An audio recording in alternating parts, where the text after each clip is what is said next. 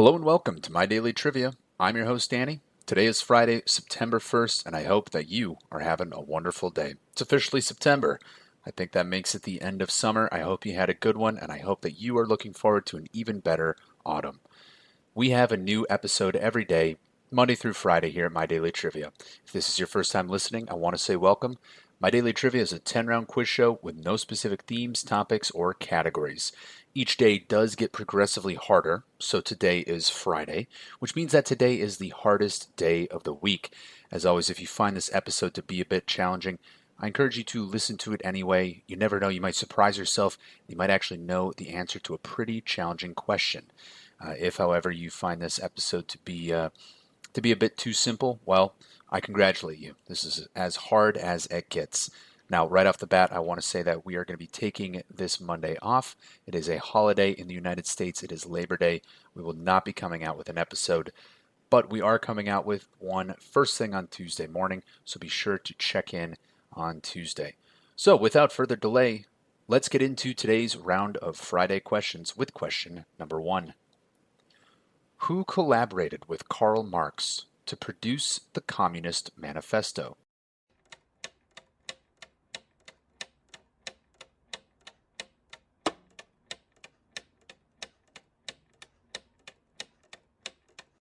And that was the lesser-known Friedrich Engels. Friedrich Engels was a German philosopher, political theorist, historian, journalist, and revolutionary socialist. He was also a businessman and Karl Marx's closest friend and collaborator. Engels' family was actually very wealthy and owned large cotton textile mills in Prussia and England. He met Marx in 1844, and they jointly authored a number of works, including The Holy Family in 1844, The German Ideology, written in 1846, and of course the Communist Manifesto in 1848. They also worked as political organizers and activists in the Communist League and the First International. Engels would help Marx financially, allowing him to continue his writing after moving to London in 1849. After Marx's death in 1883, Engels compiled volumes 2 and 3 of Das Kapital, that was in 1885 and 1894, and helped found the Second International and was a leading authority on Marxism. So, most people know Karl Marx, but now you also know Friedrich Engels. Moving on to question number 2. Which instrument is associated with Earl Bud Powell?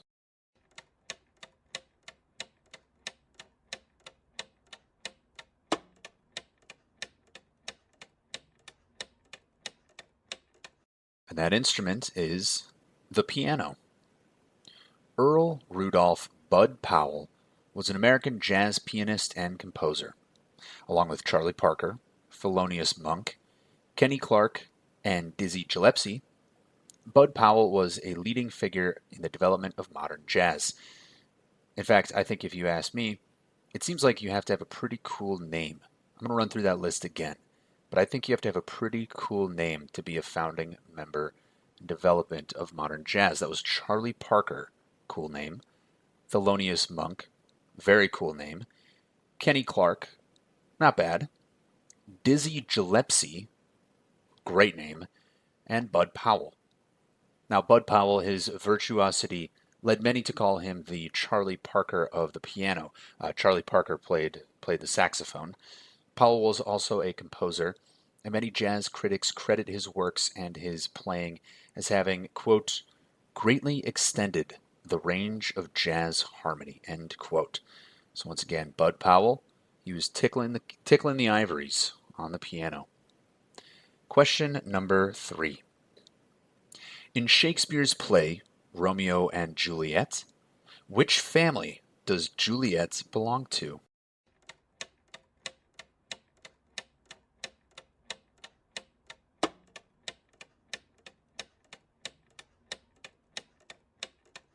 And that family is Capulet.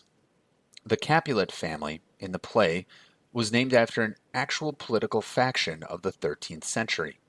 Notably, the Capulet family in the play is often portrayed as the more aggressive family, as much of the conflict is actually caused by them. They are also more developed since more attention is given to their family life. Juliet Capulet, the female protagonist of Romeo and Juliet, is the only daughter of Capulet, the patriarch of the Capulet family. She, of course, falls in love with Romeo, who is a member of the rival family called the Montagues. So, again, Romeo and Juliet, that was Juliet Capulet. And as a side note, Romeo Montague. Moving on to question number 4. Which city in Turkmenistan is known for having a giant golden statue of the country's first president, Saparmurat Niyazov, that rotates to always face the sun?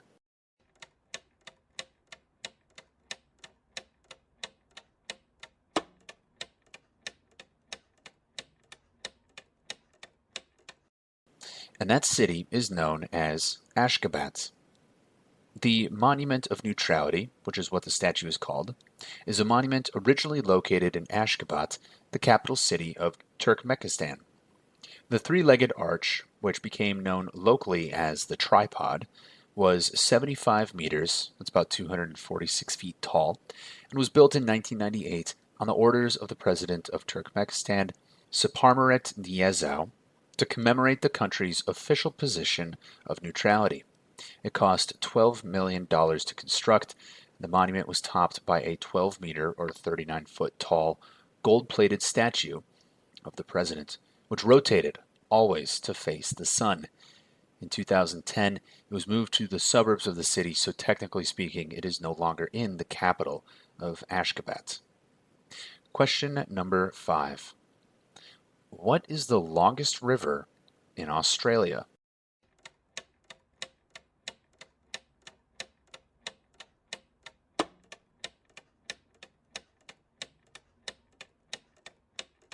And that river, the longest river of the land down under, is the Murray River.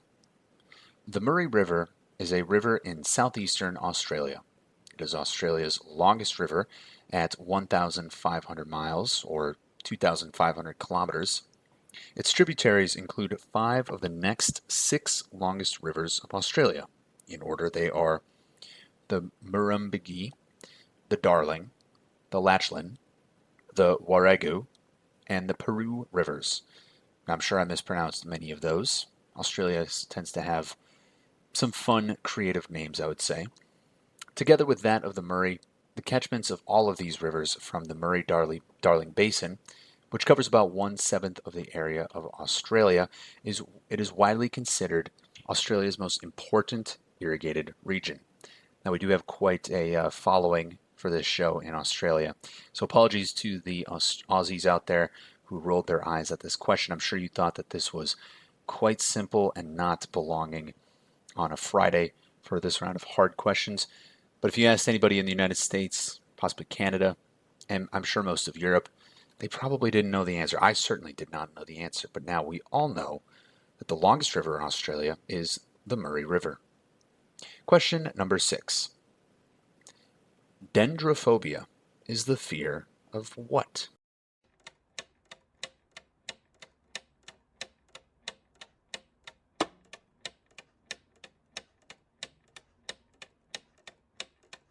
And that phobia is associated with trees. Dendrophobia is an excess and irrational fear of trees. It is categorized as a specific phobia, which is an anxiety disorder characterized by a persistent and intense fear of a specific object or situation. Individuals with dendrophobia may experience extreme anxiety, panic, or distress when they encounter trees or are in proximity to them. This fear can extend to different types of trees, such as tall trees, leafy trees, or specific species. Dendrophobia may develop due to a variety of factors, including traumatic experiences, learned behaviors, or a predisposition to anxiety disorders. This phobia can significantly impact an individual's daily life, limiting their ability to go outdoors, visit parks or forests, or enjoy nature-based activities. To me, it sounds absolutely awful. I can't imagine having to live my life where I live, which has many trees. I mean, I couldn't even look out my window right now without seeing probably 3 or 4 trees. So shout out to those who have dendrophobia. Hang in there. Question number 7. The last leader of the Soviet Union, Mikhail Gorbachev, was in what restaurant commercial?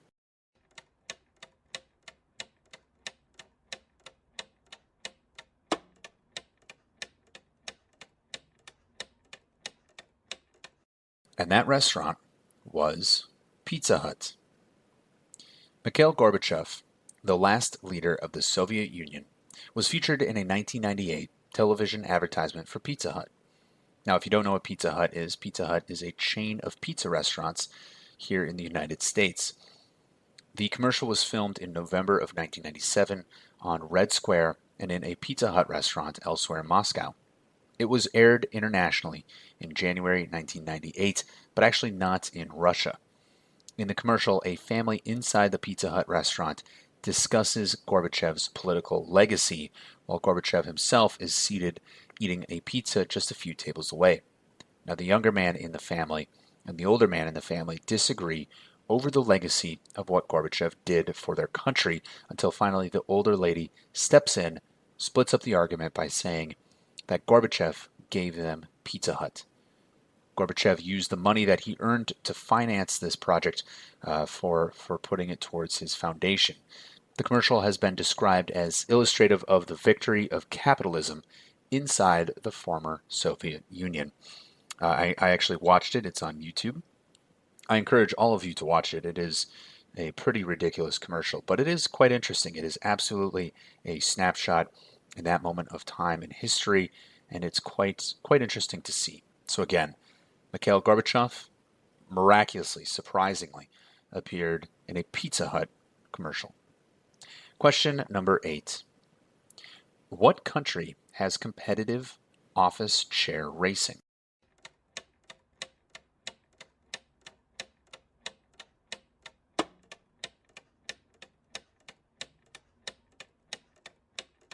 And that country, it almost shouldn't even be a surprise, is Japan.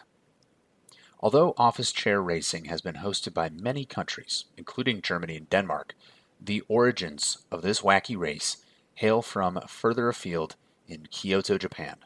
The Issue 1 Grand Prix, by the way, Issue means chair in Japanese, so I guess technically it's called the Chair Grand Prix, which is kind of fun.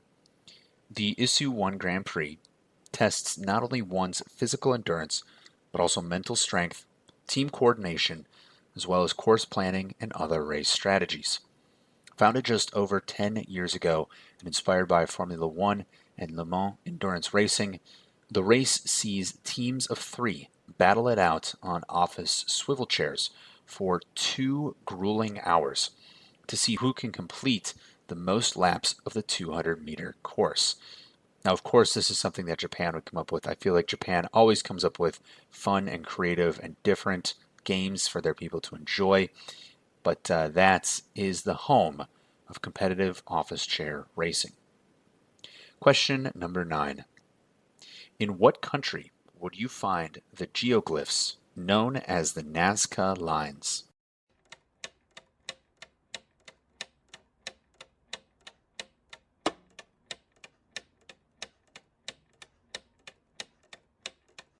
And that country is Peru. The Nazca Lines are a group of geoglyphs made in the soil of the Nazca Desert in southern Peru. They were created between 500 BC and 500 AD by people making depressions or shallow incisions in the desert floor, removing pebbles and leaving different colored dirt exposed. Most lines run straight across the landscape, but there are also figurative designs of animals and plants.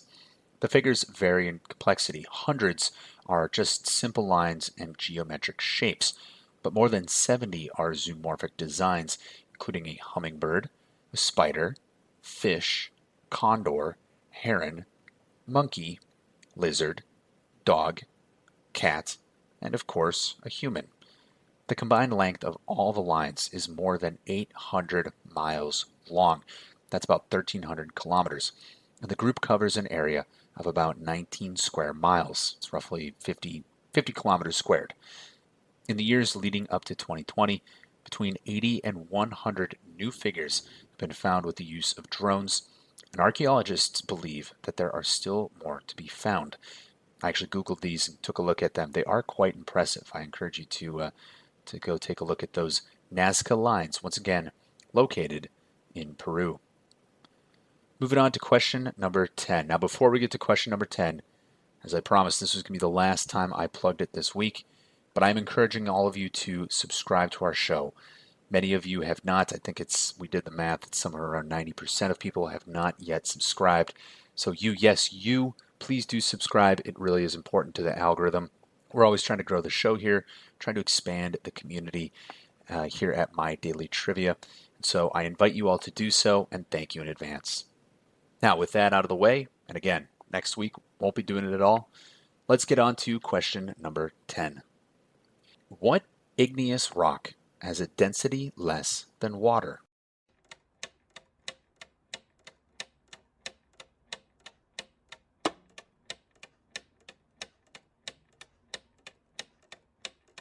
And that rock is pumice.